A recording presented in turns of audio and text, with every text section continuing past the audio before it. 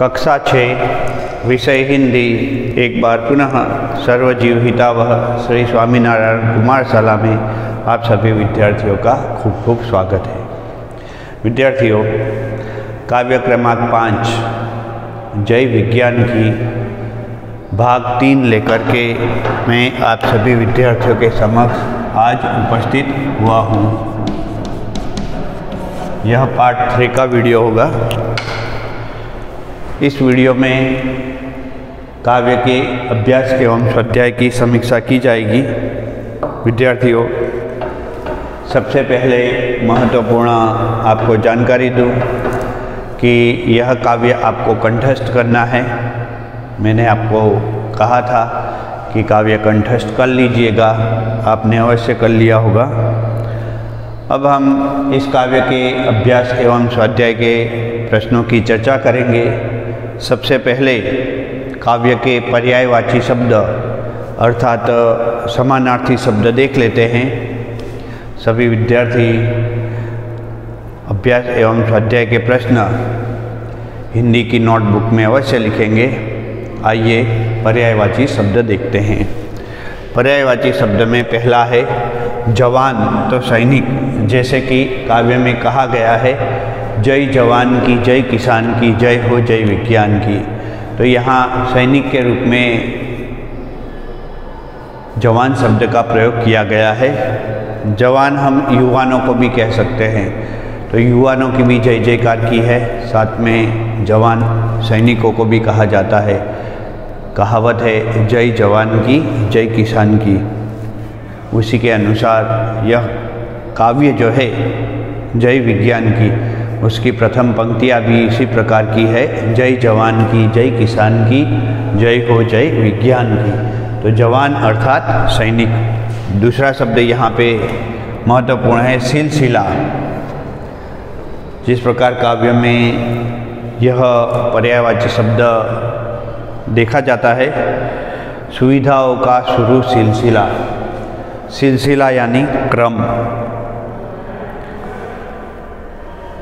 तो यह महत्वपूर्ण शब्द का अर्थ होगा सिलसिला अर्थात क्रम। अब एक और शब्द नया आता है, नूतन। नए नए उपकरण बनाए, नूतन अनुसंधान की। नूतन अर्थात नया। कोई भी चीज़ नई होती है तो उसे हम कहते हैं कि यह नूतन चीज़ है, नई चीज़ है अथवा नया आविष्कार है। यहाँ आविष्कार का प्रयोग किया गया है। मैंने आपको बताया था, आविष्कार अर्थात खोज अथवा खोज से भी विशेष। कोई भी वस्तु की खोज हो जाती है, उसके बाद उस खोजी हुई चीज़ को नए प्रारूप में दिया जाता है, तो उसे हम कह सकते हैं कि यह है नई चीज़। जैसे कि विज्ञान में मोबाइल की खोज हुई और उसके बाद कीपैड मोबाइल से आगे बढ़ते हुए वह चीज़ आज स्मार्टफोन के रूप में आप देख सकते हैं, और उसमें भी नई तकनीक आ गई है। आप कह सकते हैं कि पहले 2G था, फिर 3G, फिर 4G और अब 5G भारत में लॉन्च होने वाला है। तो ये नई नई जो चीज़ें होती है उसे कहते हैं आविष्कार। आगे का एक महत्वपूर्ण शब्द देखते हैं, अनुसंधान अर्थात खोज। अनुसंधान और आविष्कार दोनों पर्यायवाची शब्द हो सकते हैं। कोई भी वस्तु में नया आविष्कार करना, नया अनुसंधान करना। तो अनुसंधान का खोज भी हो सकता है, और उससे भी महत्वपूर्ण यहाँ पे मैं आपको बताना चाहूँगा आविष्कार होगा। यह शब्द सबसे ज़्यादा योग्य रहेगा। दोनों ही चलेंगे, लेकिन आविष्कार मेरे हिसाब से कुछ महत्व ज़्यादा रखता है। पथ अर्थात मार्ग, डगर अर्थात रास्ता, क्रांति अर्थात बदलाव। तो नई क्रांति आज विकास की चौतरफ फैली हुई है, तो उसके अनुसंधान में हम कह सकते हैं कि नई क्रांति के कारण आज का युग विज्ञान का एक नया युग बन गया है। विज्ञान के आविष्कारों का युग बन गया है। फिर एक और शब्द है परछाई। परछाई अर्थात छाया, अधर अर्थात होठ, खुशहाली अर्थात आनंद और खुशी। यहाँ दो अर्थों में यह पर्यायवाची शब्द देखा जाता है। खुशहाली अर्थात आनंद, आनंद की लहर फैल जाना, खुशी की लहर फैल जाना। दूनी अर्थात दोगुनी, दूनी रफ्तार से आज विज्ञान विकास कर रहा है। दूनी अर्थात दोगुनी। शान अर्थात शोभा, यश अर्थात कीर्ति और नाम। हम कहते हैं समाज में इसका बहुत नाम है, समाज में इसकी बहुत कीर्ति फैली हुई है। वसुधा के दो अर्थ है यहाँ, पृथ्वी और धरती। निज अर्थात अपना, प्रयास अर्थात कोशिश और मानवता अर्थात मनुष्यता। मानवता कई लोगों में पाई जाती है, मानवता हमारा मुख्य उद्देश्य होना चाहिए। तो इस प्रकार विद्यार्थियों, काव्य के महत्वपूर्ण पर्यायवाची शब्द लेकर मैं उपस्थित हुआ। उसके बाद कुछ प्रश्नोत्तर भी देख लेते हैं। अभ्यास एवं स्वाध्याय के प्रश्नोत्तर आपकी किताब में दिए हुए हैं। उसमें से स्वाध्याय के प्रश्नोत्तर पहले देखेंगे। पहला प्रश्न है, कंप्यूटर और इंटरनेट से हमें क्या लाभ हुए हैं। यहाँ एक महत्वपूर्ण प्रश्न है कि कंप्यूटर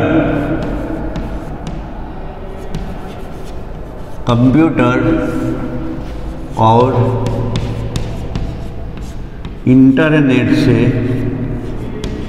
इंटरनेट से हमें क्या लाभ हुए। कंप्यूटर और इंटरनेट से बहुत लाभ हुए विद्यार्थियों। तो यहाँ एक महत्वपूर्ण प्रश्न है। तो हम देख सकते हैं कि यह स्वाध्याय का पहला प्रश्न है। कंप्यूटर और इंटरनेट से बड़े से बड़ा कार्य, बड़े से अथवा बड़े से बड़ी गणना भी हम पलक झपकते कर देते हैं। घटना दुनिया में कहीं भी हुई हो, इंटरनेट के द्वारा हम उसे तुरंत देख सकते हैं। बटन दबाते ही बैंक में आपका पूरा अकाउंट आपके सामने दृश्य हो जाता है।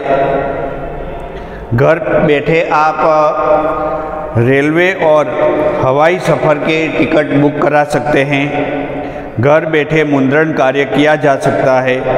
सेना, शिक्षा आदि तमाम क्षेत्र में कंप्यूटर का उपयोग वरदान सिद्ध हुआ है।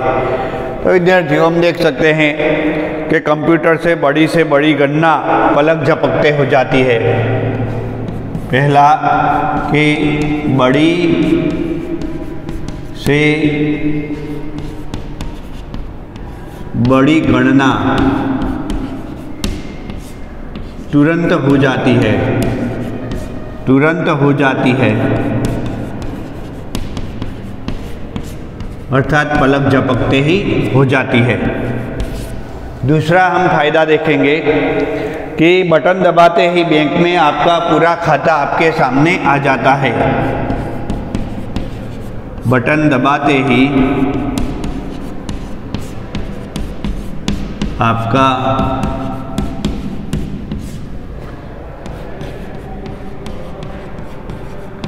बैंक खाता तुरंत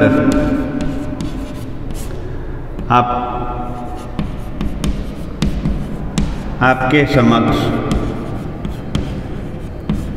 दिखाई देने लगता है। तीसरा हम यहाँ पे लाभ देख सकते हैं कि घर बैठे आप रेल और हवाई सफ़र का टिकट बुक करा सकते हैं। घर बैठे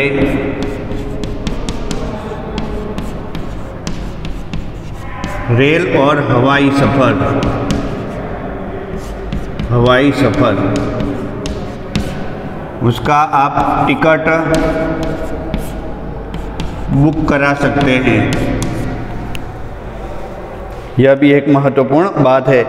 उसके बाद एक और लाभ देख सकते हैं कि सेना, शिक्षा आदि तमाम क्षेत्रों में कंप्यूटर का उपयोग जो है वह वरदान साबित हो गया है। सेना हो या शिक्षा हो, कंप्यूटर का उपयोग जो है वह वरदान साबित हुआ है। तो कंप्यूटर का उपयोग जो है एक वरदान के रूप में आपको बहुत ही लाभ दे जाता है। घर बैठे मुद्रण कार्य किया जा सकता है, टाइपिंग का कार्य जो है आप कर सकते हैं। तो यह पहला प्रश्न था। दूसरा प्रश्न है समय और शक्ति की बचत कैसे होती है। यह छोटा क्वेश्चन आंसर है, यह विस्तार से था।